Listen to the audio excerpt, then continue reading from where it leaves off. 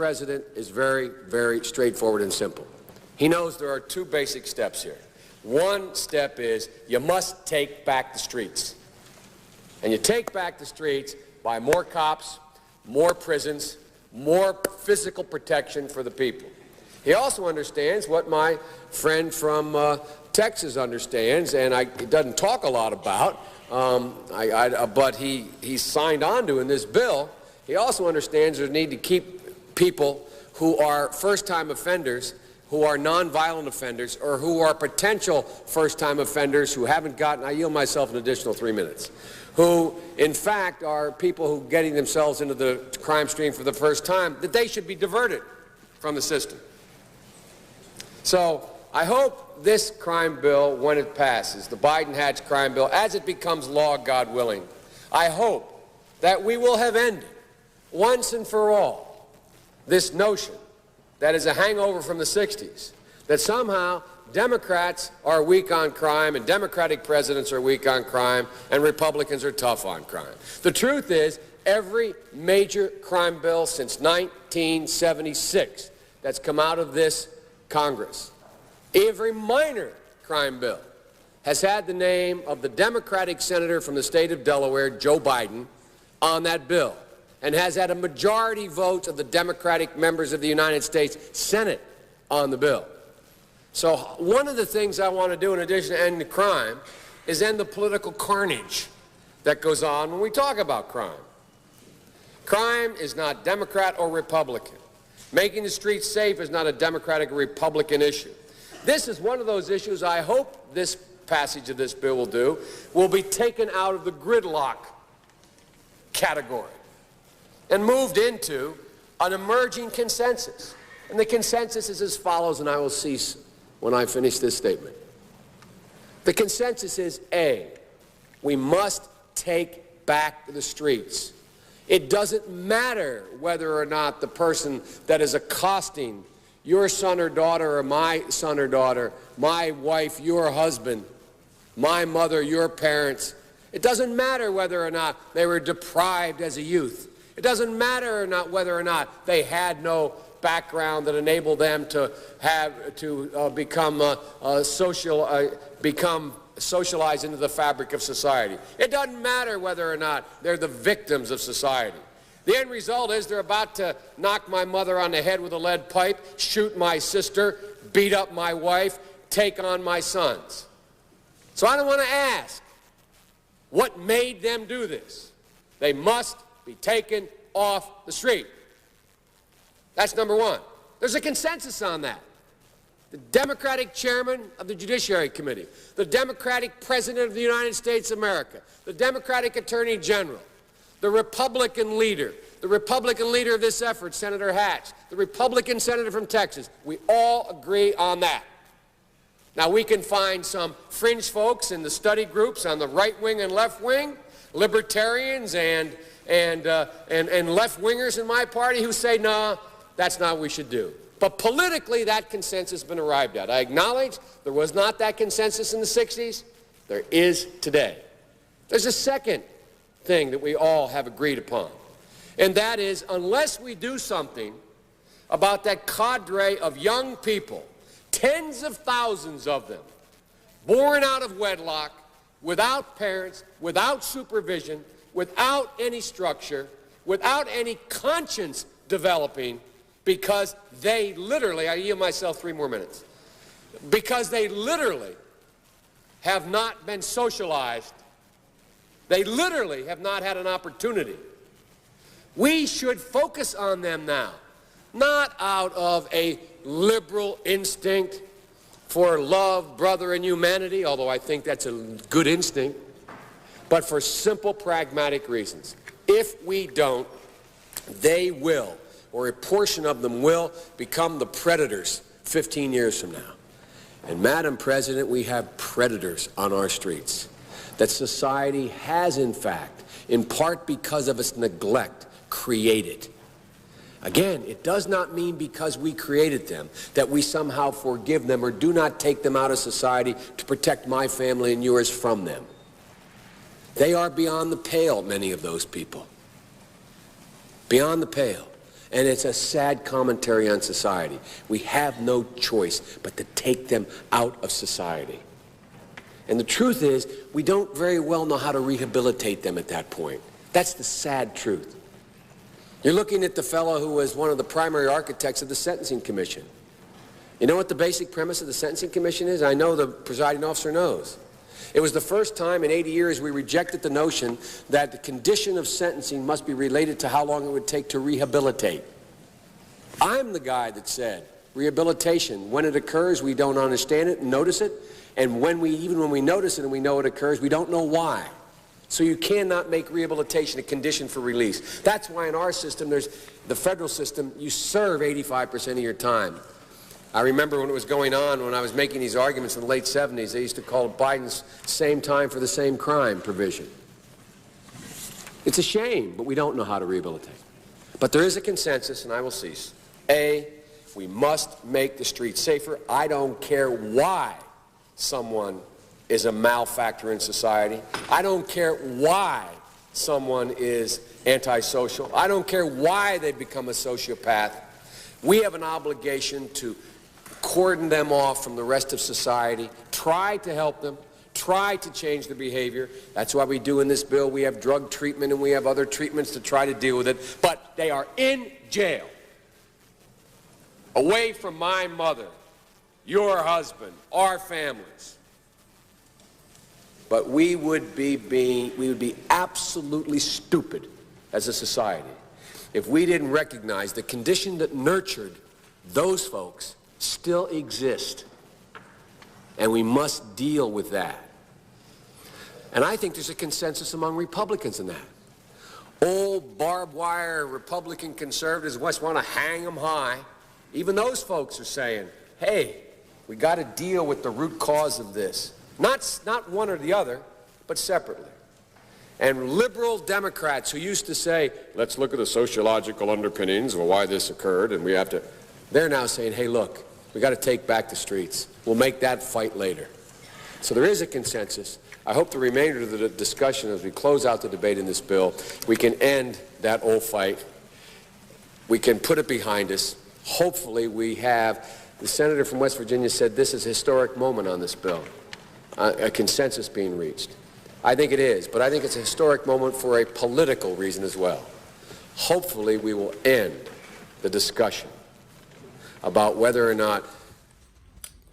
Hopefully that video was an eye-opener to Black America because, you know, a lot of us, well, I didn't even vote, so I'm not included in this, but a lot of us voted for Joe Biden just because he was associated with Barack Obama. And also another reason for that is our laziness in regards to acquiring information. We just look at the fake news and let them tell us whatever instead of gathering our own information by looking up laws that Joe Biden passed, you know, looking at his background history. No, we choose to listen to CNN or MSNBC or Fox, whatever the case is. We do not acquire our own information personally. So now guess what? We're in a situation where, I mean, Joe Biden technically isn't president because Trump is still in office. You know what I'm saying? If you don't believe me, just go do your research. I don't want to break that down right now. But I'll give you a little hint. If Trump was out of office, he would not be, you know, getting impeached right now.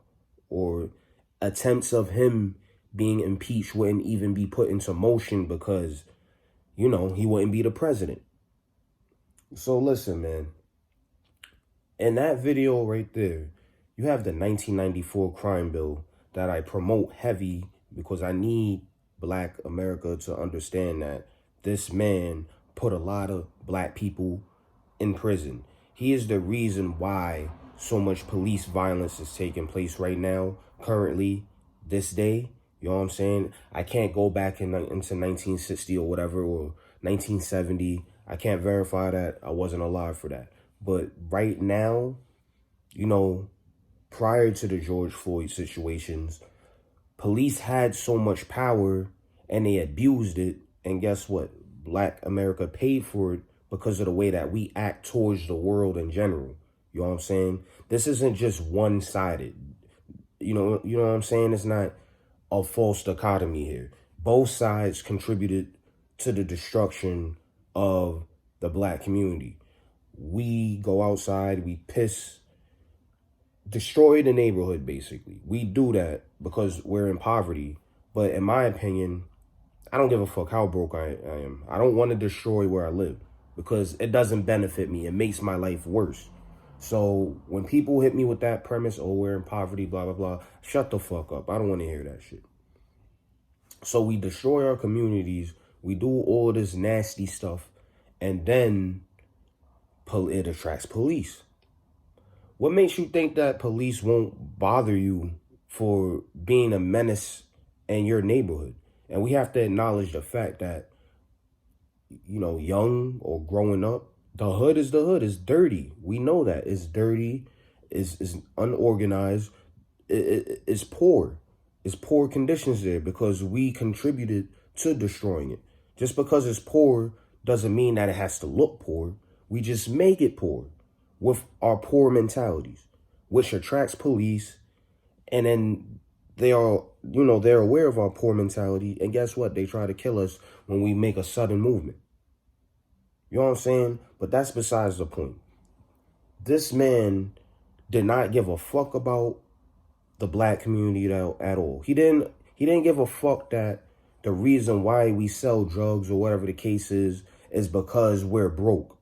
That's the only reason we resort to selling drugs. If there were better opportunities out there, we wouldn't have a need to sell drugs. If we had the opportunity off the rip to make $100K a year, come on, who would sell fucking drugs? You know what I'm saying? At that point, you're being greedy if you're selling drugs and making $100K a year. You're being a greedy asshole. So, with that being said, what opportunity were we presented that can help elevate our life? You want to talk about the welfare system? To me, that didn't elevate shit. It just stagnated us because we have families that live off of that shit. They don't get cut off or find a job. They make excuses to stay on welfare. And please don't try to argue me down with that because I've seen it. My own mother did it. You know what I'm saying? So I'm not going to sit here and cap. You know what I'm saying? We're fucking up. And they're fucking up. And they're taking advantage. Instead of fixing it, they don't want it to get fixed. What they want is to make the problem worse. So police can have a job. Because when he's talking about they in that video, he's referring to the Black community that's committing crimes. You know what I'm saying? We're not going to sit here and throw shade. And this is the person that y'all voted for. Why? Because, vote Democrat. Always vote Democrat, no matter who it is. I'm not doing that shit. I would have voted Trump, my nigga. I probably would have voted Dick Cheney if he was running. You know what I'm saying? What the fuck do I look like voting for a nigga that incarcerated my family, my loved ones? He put people in power that killed numerous Black individuals. What would I look like voting for a nigga that gave police power to abuse us? All of the legislations pushed. He wanted to be tough on crime. That means he wants to fix the problem. All right, the problem is not one-sided. The corner that he was speaking from is from like a liberal / upscale standpoint. Oh, I'm afraid of them, so we got to put them away. You're going to lock us away, stress us out, then we're going to give up on life. That's the whole platform. You know what I'm saying? Not many people go to prison and learn their lesson. Obviously, that's a broken system. So what's the next step? What's the next step? Oh, y'all want to keep us in prison because it's free labor basically in there because they're being paid peanuts. I believe I was getting paid like 10 cents an hour or some shit when I was on Rikers Island. Y'all not here to fix anything. Y'all here to take control, which every human wants. Every human wants control because power makes you comfortable, because you're able to create the outcome of a situation when you have power. When you don't have power, you cannot change the outcome. You have no effect on any situation. You're just weak. And that's why people are afraid. So guess what? That's why these motherfuckers is on top right now. They saw that we were powerful at one time in history, and they don't want us to have that power for whatever reason. But y'all need to sit here, like, even this whole government system, the way the world operates, all of it is a fucking fallacy. You know what I'm saying? It was man-made. It was something that we're not supposed to follow, something that we're not supposed to indulge in because it's not organic. And then we're controlled to the point where there's so many layers that you might die before you actually reach the sunlight. Until you actually get that light that actually can fucking save you, that way of thinking, you feel me? I don't even have that way of thinking. I don't think it's gonna happen. I don't think anybody's gonna wake up. We're just gonna follow the script of life because it's easier.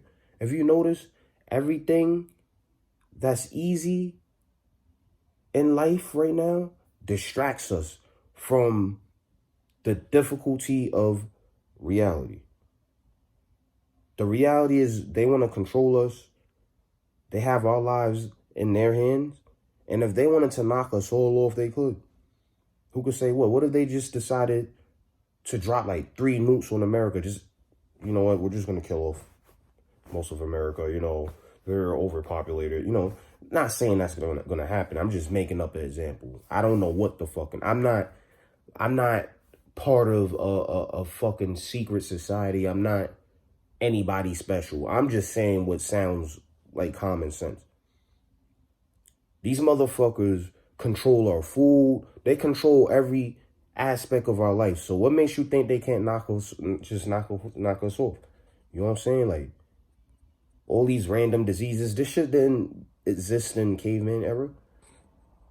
So miss me with that shit. But anyway, y'all voted Biden. This is what you get.